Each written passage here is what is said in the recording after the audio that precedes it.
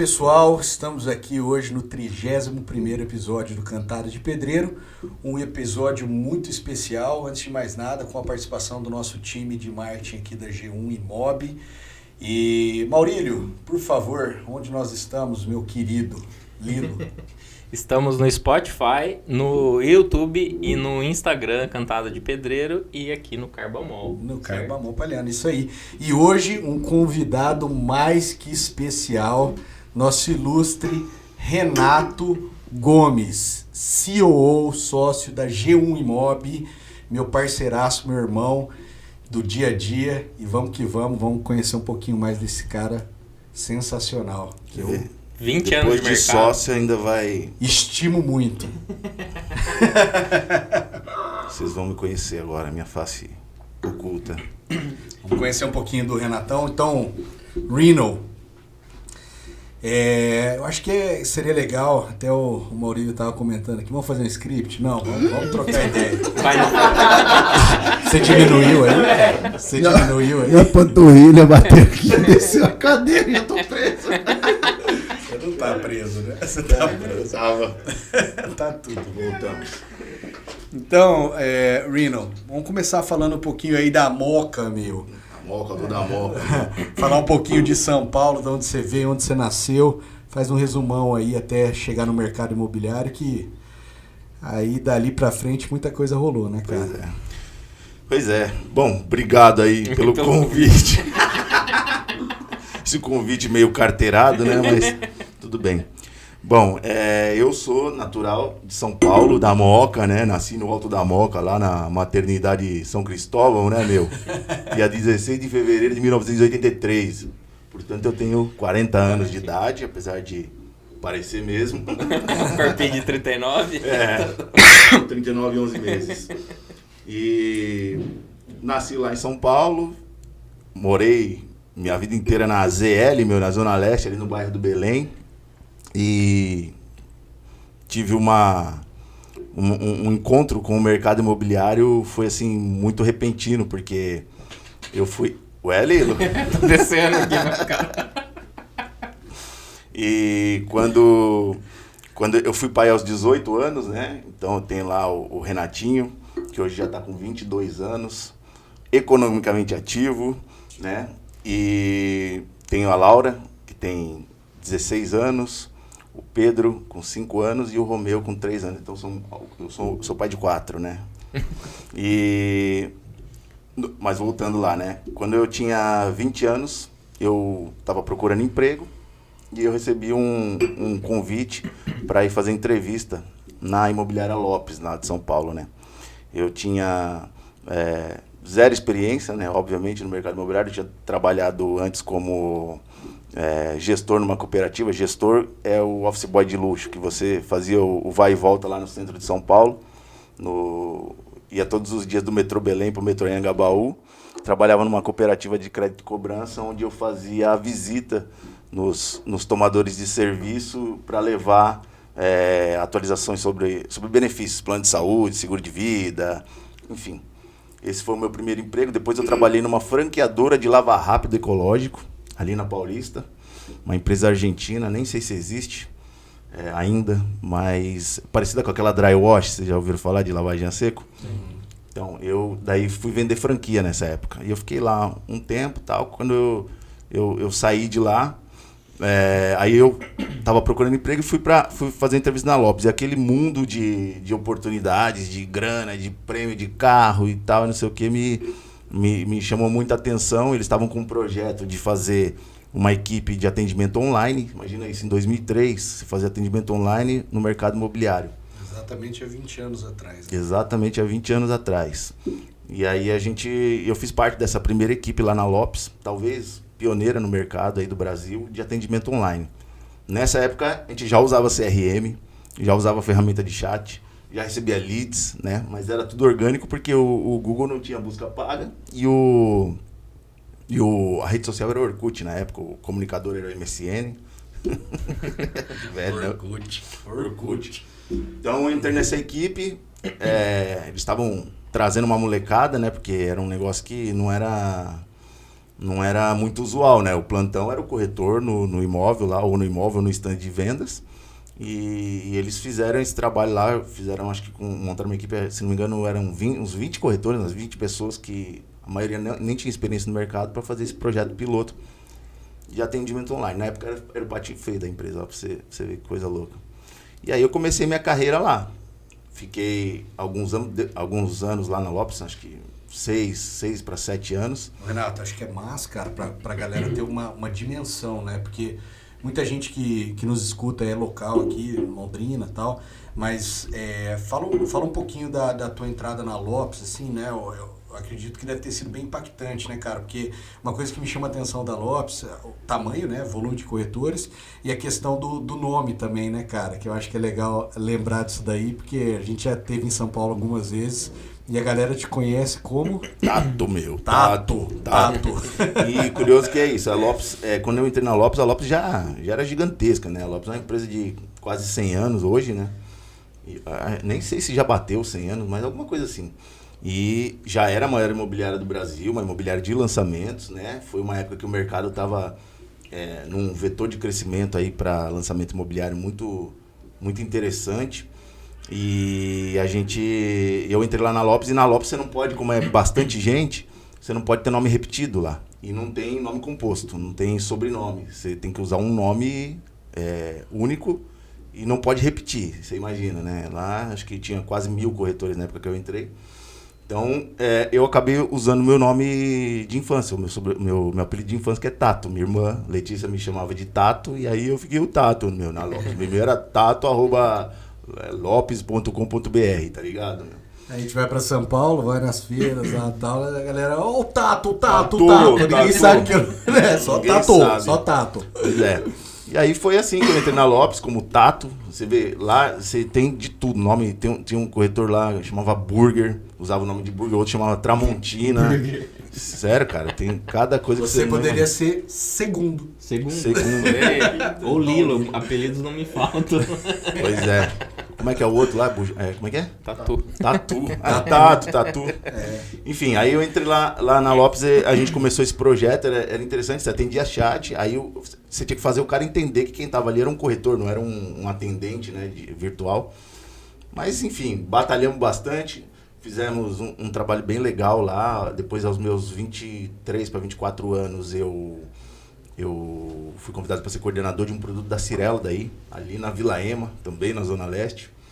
E foi onde eu comecei a pagar o preço pelo crescimento, porque ao contrário do que muita gente pensa, quando você cresce em determinadas frentes do mercado imobiliário, em vez de você ganhar mais dinheiro, você ganha menos dinheiro, mas você ganha muita experiência, né? E esse foi um período para mim, assim, foi o meu primeiro contato, aí você imagina, com 24 anos, liderando, coordenando um produto, na verdade, né?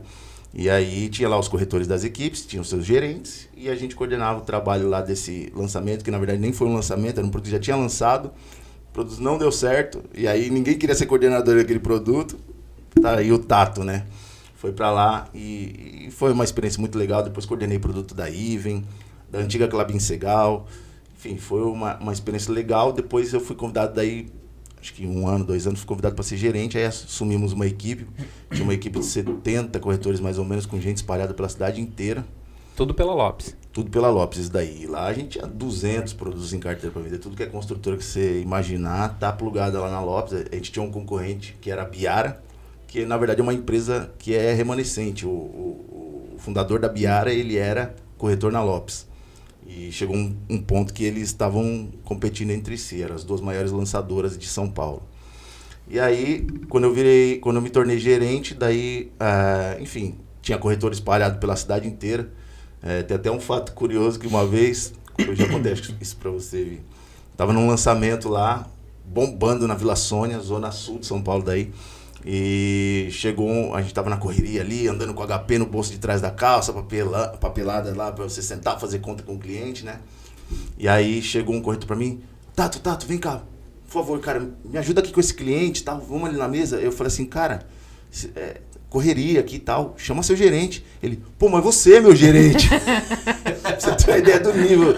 Porque a gente fazia assim, a gente tinha os corretores espalhados pela cidade, nas regiões, leste, sul, oeste, norte, E aí a gente tinha pessoas que ajudavam a multiplicar a equipe. Então tinha um corretor de confiança, que o cara contratava a gente lá pela equipe, mesmo subgerente, e às vezes a gente nem ficava sabendo, né? Nem conhecia o corretor. Não, tinha meeting, convenção, cara, todo dia, tinha dia que tinha 2, 3 convenções, meetings de produto, que era lançamento o tempo todo.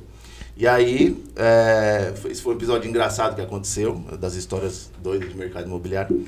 E aí depois, o pessoal da Agra, construtora, na época, me chamou para montar a house. Daí o Eduardo Natividade tinha sido meu diretor na Lopes. Ele saiu, montou uma imobiliária e aí a Agra comprou a imobiliária dele para ser a house dessa construtora. E aí eu participei desse processo de montar uma house do zero. Eram pouquíssimas pessoas, saí da maior imobiliária do Brasil. Na época eu lembro quando eu fui comunicar meu diretor que eu estava me desligando para poder ir para a Agra, o cara falou: você é louco, meu, tipo, o que você vai fazer? Você está saindo da Lopes, está indo para a Agra, os produtos da Agra tem para vender aqui, a Agra não está bem, e realmente a Agra na época ela estava passando por um processo de fusão, né, sendo comprada por um grupo. Então eu participei de 2 fusões na Agra. A Agra virou Agra e depois veio a PDG, virou a PDG Hilt. Enfim, e aí foi a PDG Vendas, que a gente começou lá com 5, 6 pessoas. Eu saí de lá em 2013, no final de 2013 já tínhamos 600 corretores. Caramba. Foi um trabalho bem legal também, focado no atendimento online. Dentro da Agra, daí 600 corretores. Aí já era PDG. Já era PDG. Passei por duas fusões. E interessante que tanto na Lopes quanto na PDG, eu estava na empresa quando aconteceu o IPO, abertura de capital para a Bolsa. Então, assim, era insano, cobrança, correria, tipo, domingo a domingo. E era um negócio bem legal, assim, na questão de intensidade, mas também consumia muito a gente, né? E aí a gente fez esse trabalho lá, ficamos esse tempo lá na PDG. Quando eu decidi ir embora de São Paulo... Quanto tempo você ficou lá na PDG? Na PDG uns 5 anos. Aí quando eu decidi que eu queria ir embora de São Paulo, eu comecei a olhar para outras cidades. Daí, assim, resumidamente, meu pai, hoje ele mora em Rolândia, e eu vinha visitar meu pai, e o lugar que a gente passeia é Londrina, né? Quem mora em Rolândia. Eu vinha final de ano... Salve, Rolândia! Salve! E daí... a gente passeava em Londrina, eu comecei a ver prédios subindo para tudo que é lado aqui nessa cidade. Falei, meu, aqui que eu quero morar. E aí eu decidi que eu queria morar aqui, do nada, assim. Aí comecei a pesquisar quem eram os principais players aqui do mercado. E a comecei... G1 ainda não estava aberta. A G1 nem existia ainda. E aí eu descobri... Foi em 2013? Que eu vim para cá, sim. Mas que eu comecei minha pesquisa foi lá para 2012. E aí eu fiquei... fuçando nas empresas aqui, Plaenge, Ayushi e tal, e eu me identifiquei à época com a Raul Fugêncio, que tinha sido comprada pela Lopes, apesar da minha vinda para cá não tem absolutamente nada a ver com a Lopes, né, que teve a fusão lá com a Lopes. E muita gente tem achado que tinha. Achava que eu era o espião da Lopes na Raul Fugêncio. E daí, quando eu fiquei fazendo contato, consegui chegar no Raul, assim, por persistência, olhar no site, mandar e-mail para a empresa, procurar a secretária e tal. Até que um dia eu estava lá na Vila Olímpia num almoço, num boteco, com alguns corretores meus. Aí toca meu celular, eu olhei, 43, atendi, aí a Alessandra, que bastante gente no mercado conhece, a secretária do Raul, falou: Renato, o senhor Raul Fugêncio quer falar com você. Aí eu, levantei da mesa e tal, fui lá para fora, aí era o Raul na linha, querendo entender e tal, marcamos uma reunião aqui, eu vim para Londrina e conversei com ele e basicamente eu apresentei um business plan para fazer a implantação de ambientes digitais na Raul, porque eu vi a oportunidade do que eu nasci no mercado fazendo e eu vi que aqui a cidade ainda não tinha isso muito difundido, né? O atendimento online, a cultura de marketing digital, e como eu convivi 90% do meu tempo em lançamentos e no ambiente digital lá em São Paulo, eu falei, pô, eu tenho para somar, participava de comitê de marketing de construtora, e participar do desenvolvimento de ações online e tal. Eu falei, pô, eu acho que eu tenho para somar aqui. E aí eu fiz um business plan que eu tenho guardado até hoje, com uma apresentação em PowerPoint, para sugestão de implantar CRM, que a Raul não tinha um CRM, né, em 2013 isso daí. E aí eu vim para cá para fazer isso, melhorar o site, transformar ele num portal de vendas, criar as redes sociais da Raul que também não existiam, e implantar o atendimento online nas equipes. E aí a gente ficou um ano e pouco flertando, quando a Raul saiu da Higienópolis, veio para Ayrton Senna, daí que eu vim para fazer esse trabalho, o Raul me chamou, e eu topei vir aqui para ganhar bem menos do que eu ganhava em São Paulo, mas pelo desejo de... E talvez, acho que foi a primeira vez que eu tive algum dinheiro garantido, porque ele me fez uma proposta de garantia por um tempo para eu poder vir para cá, para Londrina, e iniciar o trabalho. E aí foi legal, foi uma experiência muito bacana, a gente conseguiu implantar essa cultura dentro da empresa, assim, no que diz respeito a ferramentas, né? E conheci o Vinícius lá, que era na época corretor de terceiros, depois coordenador do Parque Tauá. Conheci muita gente legal, aprendi bastante com o Raul, aprendi bastante com a turma lá, um negócio assim totalmente diferente da experiência que a gente teve em São Paulo, né?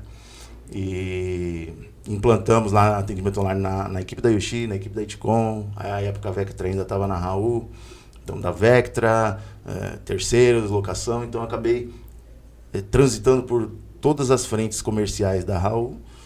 Aí chegou um momento que a gente entendeu que depois de uns 2, 3 anos eu me vi aí com a necessidade de expandir um pouco mais os meus horizontes e me manter aqui na cidade, né? E aí foi quando eu fui dar consultoria. Dei consultoria para imobiliários, basicamente vendi o que eu fiz na Raul para várias imobiliárias aqui no estado do Paraná. Então, eu estava viajando bastante e indo para cima e para baixo com o lance de levar essa transformação digital para as imobiliárias. Também foi uma baita experiência, mas existe uma síndrome que o consultor sofre num dado momento, que pelo menos comigo foi assim, que eu sou um cara que eu sempre fui da operação, do chão de fábrica. E quando você é consultor, você senta basicamente aqui na ponta de uma mesa e dá o drive, fala o que você pensa, para onde você acha que tem que ir, mas efetivamente você não põe a mão na massa, né? E tá tudo bem, porque esse é o trabalho do consultor. Só que chega um momento que eu comecei a me sentir invalidado, sem legitimidade, porque eu falo, cara, eu não tô fazendo nada, eu só tô falando, não tô fazendo nada. Foi quando a gente, no vai e volta aí que o Vinícius em 2015 saiu da Raul, eu fui um dos caras para montar G1, eu fui um dos caras que eu não falei nada. Eu vi um monte de coisa, o cara é louco, tá, não sei o que, não vai dar em nada. Pois bem, eu fui um que não falou nada. E aí, nesse período que eu tava dando consultoria, eu ia lá tomar café com o Vini na G1 já, onde ela é hoje lá na Souza Naves. Já dava várias dicas, velho. Ficava lá dando palpite. Sem segundas intenções? Sem segundas intenções. Na época ele estava dando consultoria e aí ele ia lá na G1, eu lembro até uma das dicas que o Renato deu lá no comecinho pra gente, a gente apanhava um pouco com foto dos imóveis, né? Na época não tinha estrutura, não tinha fotógrafo, não tinha nada. Aí o Renato falou, você viu a GoPro e tal? Máquina simples e tal, ela, né, você coloca...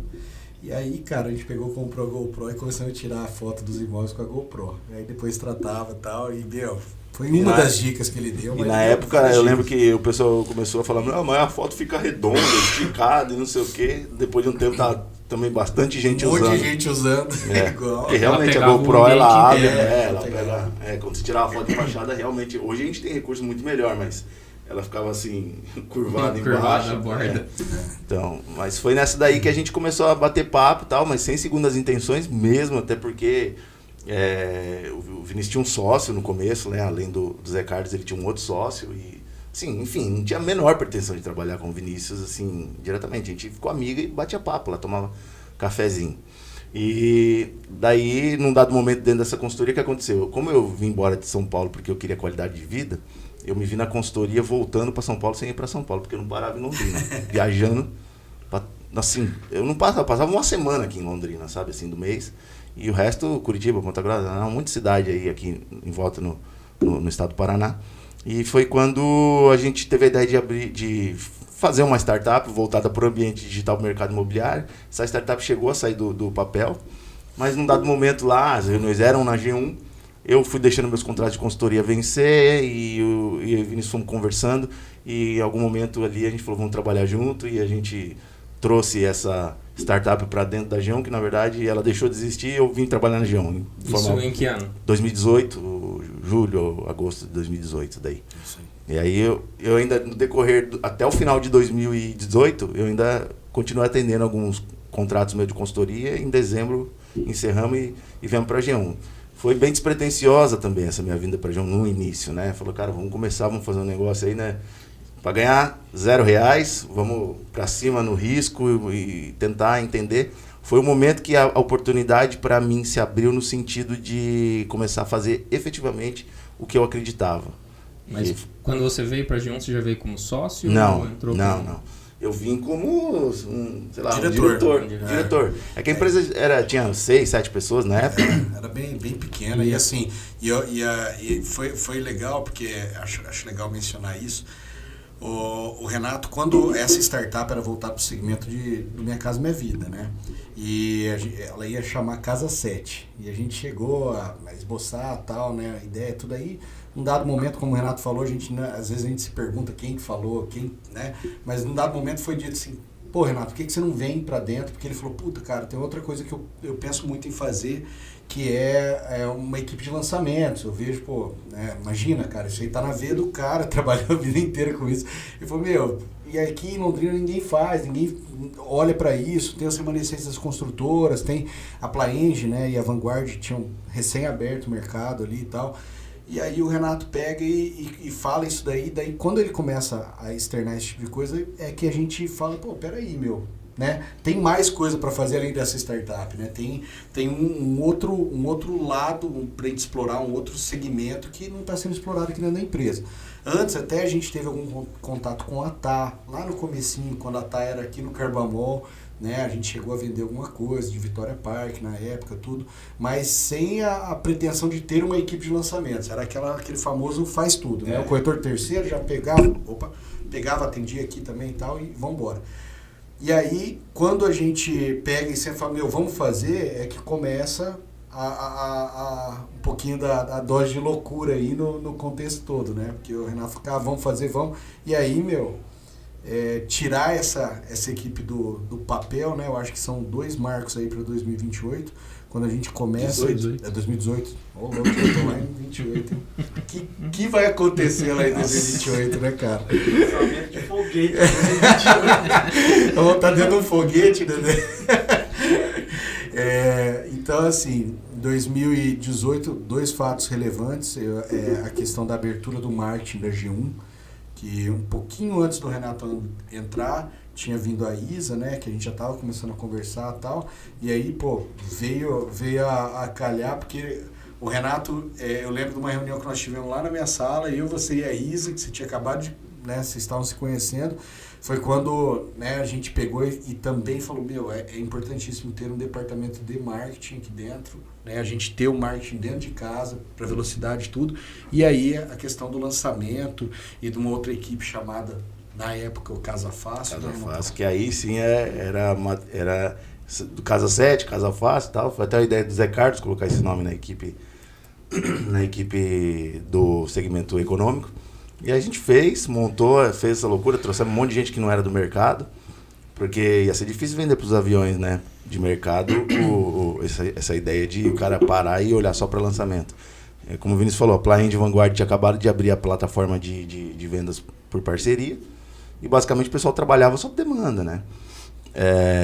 E aí a gente começou o trabalho aqui, enfim, e cá estamos, construindo dia a dia a G1, que já não é mais só a G1, né? Hoje a gente já está ramificando a nossa atuação, nossa expertise. Com isso vieram mais pessoas que vieram somar conosco. Hoje a gente está aí com quase 70 pessoas, você é parte disso, né, Mauro? O pessoal aqui do marketing, o Deluca. Veio o Dedé, eu trouxe o Dedé comigo no começo lá, que a gente testou o Dedé de tudo que era posição, né, dentro da G1, e hoje está aí, nosso gestor de marketing. E, enfim, trilhamos um caminho nesses últimos, estamos falando de 2018, então aqui vamos falar 5 anos, um caminho bem legal, construímos um negócio assim, com muita humildade, conseguimos implantar a nossa cultura, né, de vivência de empresa, criamos o nosso propósito e agora a gente está indo para um próximo nível, que é profissionalizar ainda mais a nossa operação, porque a gente sempre falou, né? A empresa vem, cresce, você chega lá e fala, meu Deus do céu, o que aconteceu aqui? Aí você tem que voltar organizando tudo, aí depois você cresce e vai. É um vai e volta louco, são ciclos, né? Mas a gente está num ciclo aí muito interessante, porque a gente está num processo de organização desse crescimento exponencial que a gente teve nesses últimos 5 anos, muita gente trabalhando junto, muitas famílias envolvidas, né? E hoje a gente está aqui conversando um pouco aqui e feliz porque a gente percebe que entre erros e acertos, a gente está no final do caminho certo, né?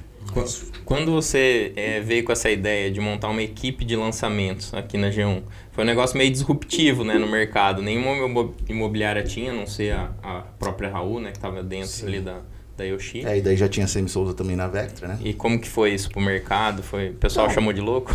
Então, cara, assim, eu sinceramente eu não sei como é que o mercado olhou. Eu só sei que a gente começou fazendo, né, Vini? A gente começou a procurar as construtoras, começamos a fazer reunião, e aí veio o pessoal aí que tá na equipe com a gente até hoje, né? A maioria deles estão até hoje com a gente aí. E começamos, cara, a fazer trabalho pautado em geração de demanda digital, online. Teve a questão do Fly também, né? Sim, aí depois veio o Fly, né? Que daí a gente pegou o primeiro produto para trabalhar remanescente, um abacaxi doido para descascar, mas foi uma delícia, né? Porque a gente pegou um produto com problema de reputação, com um atraso de obra, entrou um fundo que comprou a incorporação e a gente zerou o produto em um ano, mais de 100 unidades. O pessoal tá feliz da vida aí. Quem tem Fly hoje ganhou muito dinheiro, né? Valorizou muito o imóvel. E foi um trabalho difícil, porque você imagina, a gente tinha o Fly lá na Alexander Graham Bell, ali no bairro Pinheiros, produto terminando as obras, porque estava atrasado mais de 2 anos, e na frente o Aquarela Pinheiros da Vectra, né? E aí a gente tinha lá, você imagina, o cliente ia, conhecia o Fly, atravessava a rua e conhecia o Aquarela Pinheiros da Vectra, uma construtora extremamente renomada, sólida, né, aqui na cidade. O corretor fazia o trabalho dele, né? Uhum. Torrava o nosso produto, né? E aí a gente tinha mais esse desafio para vencer. Mas não tem nada não, você vê, o mundo dá voltas, a gente zerou o Fly e hoje nós estamos vendendo a Aquarela Pinheiros, que é o produto concorrente, e tá tudo bem, né? Inclusive o Lilo... Não, a Aquarela você não vendeu, né? Eu vendi Vista Park. Vista Park. Mas é muito legal, né? Porque a gente começou aí Vanguard, Plaenge, agora Vectra, e o mercado tá se abrindo, né? Então acho que faltam poucas pra gente ter todas, né? Pois é. E tem espaço para todo mundo, você vê. Por exemplo, a Vectra abriu, a CM Souza tá lá porque é uma aliança de muitos anos, um negócio que dá certo, né? A gente não vê Vectra sem CM Souza e CM Souza sem Vectra.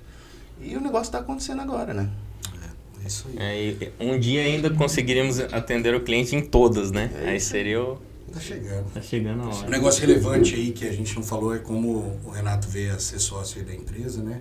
E isso aí foi, na realidade, uma situação onde eu e o Zé Carlos, né, que é meu pai, né, que é sócio nosso aqui, a gente sentou e falou, pô, cara, olha que legal, né?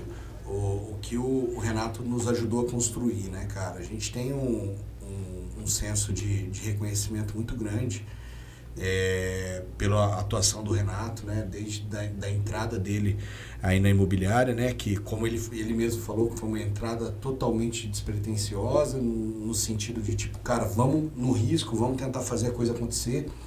E de fato 2018 foi muito difícil. Eu lembro, pô, a primeira a gente fez o Sprint. O sprint, né? Que era o final do ano, vamos fazer o sprint 2018, fizemos tal, e foi bem massa. Daí depois a gente pega e abre o ano já definindo metas, tudo. Então, esse crescimento, ele foi acontecendo e chegou a um determinado ponto, eu não lembro direito, se foi 2021, se eu não me engano, foi quando a gente, então, senta, chama o Renato, eu junto com o Zé Carlos, fala, meu, aqui na sala de cima.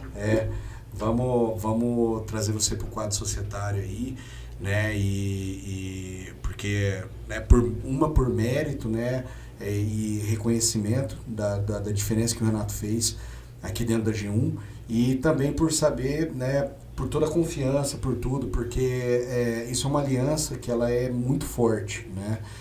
Não se vê isso de forma tão convencional no mercado, diferente às vezes de escritórios de advocacia, que o cara vai subindo, se torna sócio, tá? Isso não é muito comum, mas isso aí foi uma coisa que a gente reconheceu e, puta, super... como é que fala? A palavra que eu ia falar... Ronaldo. Não, É Ronaldo. Super bacana. Ele está muito feliz Uma benção. com a decisão. Não é isso que eu ia falar, não. Eu ia falar que na realidade é merecido, né, cara? Super merecido a vinda do Renatão aí. E outra coisa que eu queria abordar pra gente também não se alongar tanto Mas se alongar faz bem. Nossa, Uma bela piada. que piada, né? Vai preparando a cantada, inclusive. Era falar um pouquinho aí disso aqui. Isso aqui, um negócio recente da minha vida. Eu acho que é legal, cara, assim, a gente abordar esse tema aí, que eu Mostra sei o aqui, ó. quanto isso é... Mostra aqui pra quem tá assistindo. Eu sei o quanto isso é importante. Different not less. Diferente, mas não menos. Isso. O quanto isso é importante, né? Relevante aí na tua vida, cara. Você tem um filho, né, autista. E eu tô mais próximo de você, naturalmente eu acompanho aí todos Os perrengues. os desafios, né, cara? Que não é fácil. E aí você veio descobrir também que você também é autista. E eu Pois acho é. que seria muito legal falar um pouquinho dessa descoberta versus essa nova identidade do Renato, né? Essa Redescoberta. redescoberta. Ressignificação, o povo tá falando muito, né? Pois é, eu tive... O Pedro nasceu, né, em 2018, inclusive, em fevereiro de 2018. 2018 aconteceu muita coisa, né? Pedro nasceu em fevereiro de 2018, no dia do meu aniversário, inclusive. A gente faz aniversário no mesmo dia. E o Pedro, a gente veio descobrir ali, próximo dos 2 anos de idade, que ele era autista. E aí, obviamente, a gente partiu para uma... Curiosamente, eu encarei numa boa, assim, sabe? Porque eu vinha observando ele, eu falava, meu, tem alguma coisa diferente aí, sabe? E aí, eu lembro quando a gente teve o diagnóstico no neuro, foi um negócio assim que pra mim veio como um carinho no coração, sabe? Eu não sei explicar. Lógico que vem todos os desafios, assim como a gente tem desafios com pessoas típicas, né? Você tem desafios diferentes com uma criança típica, que às vezes é problema com amizade e tal, e não sei o quê, e os desafios do autismo são outros, né? E aí, quando eu descobri, a gente começou a intervenção lá com o Pedro, e eu comecei a me identificar, por conhecer mais do mundo do autismo, comecei a me identificar com várias coisas, e conversando com as terapeutas dele, elas sugeriram que a gente fizesse uma investigação, porque dizem que 90% da carga genética do autismo vem do pai, né? E é hereditário, é genético. E aí eu falei, bom, eu sou o pai dele, então vamos lá atrás disso aí. Junto com isso, eu tinha passado por um episódio, também foi depois que eu entrei na G1 isso, mas não por causa da G1, óbvio, mas eu passei por um episódio muito, muito forte de ansiedade, transtorno de ansiedade, que eu tive psiquiatra, enfim, começar a tomar remédio e tal. Eu costumo dizer que acho que foi a crise de abstinência de São Paulo. Depois que eu vim para Londrina, tinha uma vida muito doida lá em São Paulo, vim para cá, a crise de abstinência da loucura, acho que me deu ansiedade. E aí descobri essa ansiedade, eu vinha aí também tratando isso, e junto com isso descobrimos o autismo do Pedro, até que a gente fez. No final do ano passado a gente teve um período aí que eu tive de quase 4 meses aí de investigação com uma equipe de vários profissionais, onde eles fecharam que eu também era autista. Então isso para mim é uma coisa que hoje, obviamente, faz parte de mim, a gente entende melhor como é que as coisas funcionam, você começa a se entender melhor, se respeitar mais, porque eu sempre fui um cara cheio de limitações, principalmente sociais, assim, de aprovação, de querer, achar que, mas eu tenho que ser igual a esse cara, eu tenho que fazer isso, tenho que fazer aquilo. E isso, depois a gente enxerga que me gerou muito sofrimento, sabe, assim, no sentido de você ter que mascarar ao que você é efetivamente para você se enquadrar numa condição social. E eu não sou aqueles caras que milita, vitimiza, de jeito nenhum. Eu acho um barato tudo isso, sabe? O Pedro, para mim, assim, eu amo demais todos os meus filhos, não faço acepção entre nenhum deles, pelo menos tento não fazer, né? Os grandões aí podem... talvez a Laura e o Renatinho vão falar, tá bom, você trata os molequinhos pequenininhos, então... Mas é normal, mas eu procuro não fazer acepção, mas é que o Pedro, ele tem uma situação que a gente demanda, ele tem uma dependência maior da gente, né? E isso me veio como uma lição de vida, como uma forma de você evoluir como ser humano. E eu tenho assim, Eu tenho orgulho de quem eu sou, mesmo com as minhas limitações, porque eu às vezes, o Vinícius sabe, quantas vezes aqui em reunião e contar com o apoio, o Vinícius participou desse processo todo, inclusive do descobrimento do autismo do Pedro, né? Eu já estava na G1, quando a gente descobriu e hoje a gente descobriu o meu, a minha situação, e o Vinícius é um cara super compreensivo, porque não é fácil, sabe? Às vezes eu sumo do mapa, às vezes eu não consigo ir numa reunião, ou às vezes eu tô numa reunião, eu dou só um toque para ele assim, e levanto e saio, né? Porque eu peço licença, óbvio, e saio. Eu tenho algumas características, às vezes, que eu também não sou o cara que sai cumprimentando todo mundo, e eu via, por exemplo, as pessoas fazendo isso, mas eu tenho que fazer igual, cara, porque eu tenho que ser, né, também gente boa, sociável, senão o pessoal vai achar que eu sou antissocial, e não é. Não sei explicar, tipo, é uma parada que faz parte de mim, não tem maldade nisso, não tem desprezo, nada, isso é uma das coisas. Então tem várias coisinhas que eu tenho, a minha cabeça eu sempre achei, eu tenho uma cabeça meio esquisita, meio diferente do que as pessoas, eu tenho uns pensamentos, uns devaneios muito loucos, assim, sabe? Inclusive o nome do Cantada de Pedreiro. É verdade, hein? Vem dessa cabeça louca dele aí. Isso é legal. Quando ele trouxe o nome, a gente olhou e falou, cara, será? Acho que não, né? Será, velho? 2 dias depois. 2 dias depois já tinha até logo. Ai, meu, mas é isso, cara, e a nossa cabeça é assim, a gente tem que estar cercado de pessoas que respeitam a gente, né? Nem todo mundo vai entender e a gente não tem a menor expectativa que as pessoas entendam na íntegra, porque sentimentos, essas coisas que tem relação com o intelecto, com ansiedade, isso é uma coisa que está muito em alta, né? Falar que o autismo está na moda, porque não é que está na moda, é que hoje a gente tem recursos, a informação circula mais rápido, a gente tem a ciência que evoluiu e obviamente que muitas coisas vêm à tona e, obviamente, vão ter mais pessoas que vão ser descobertas autistas. Eu cheguei a questionar, sabe? Será que eu sou mesmo? Será que esse negócio existe dentro de mim? Não é coisa minha, não é só ansiedade, não é só uma parada, às vezes, de um quadro depressivo por causa da ansiedade e tal. E não, porque realmente é um negócio que a gente vê, trata, e hoje eu tô, assim, cercado de pessoas que me respeitam nesse ponto, que não invalidam, não subestimam. Isso é muito importante para mim, porque é o que eu tenho de força para poder continuar sendo quem eu sou, fazendo o que eu faço, sem ficar se vitimizando, nada disso. Tenho uma pessoa, Giovana, hoje, que minha esposa, que está ao meu lado, assim, sem palavras de como ela é empática, como ela me dá suporte nesse ponto, tanto a mim quanto aos meus filhos. Então, eu acho que assim, tem apoio, minha mãe, meu pai, o pessoal aqui da empresa, todo mundo. Então, estamos aí, cara. Aproveitando que você falou da Giovana, sua esposa. Giovana Caldas.